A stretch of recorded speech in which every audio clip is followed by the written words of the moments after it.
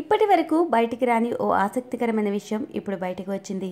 బాహుబలి 2కి పవన్ కళ్యాణ్కు అసలు లింక్ లేదు, కానీ పెద్ద లింకే ఉందని విషయాన్ని చిత్ర దర్శకుడి తండ్రి బాహుబలి కథకు అంత కారణమైన విజయేంద్ర ప్రసాద్ స్వయంగా చెప్పుకొచ్చారు.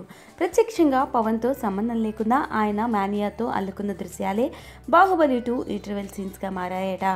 ఒక మీడియా సంస్థకు ఇచ్చిన ఇంటర్వ్యూ సందర్భంగా ఈ ఆసక్తికరమైన విషయాన్ని చెప్పుకొచ్చారు విజయేంద్ర ప్రసాద్. బాహుబలి 2లో ప్రేక్షకుడిని కట్టిపారేసిన సీన్లలో ఇంటర్వెల్ బ్యాంగ్ ఒకటి.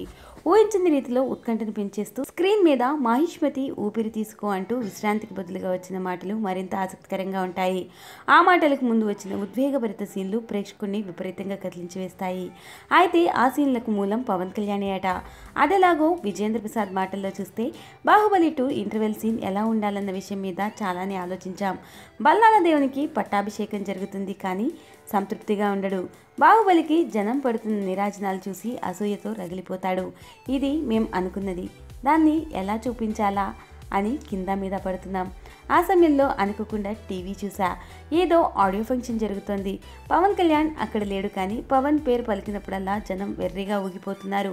5 నిమిషాల పాటు ఎవరేం మాట్లాడినా వినిపించడం లేదు. ఆ సమయంలో ఎవరున్నా చివరకు హీరో ఎవరైనా సరే అసూయపడాల్సిందే. ఇదేదో బాగుంది కదా అని అనుకున్నాం.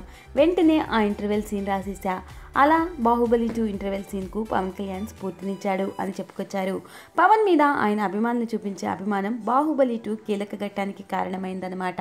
Please subscribe. Filmy Events. Filmy Event. Filmy Events. Filmy Events. Filmy Events.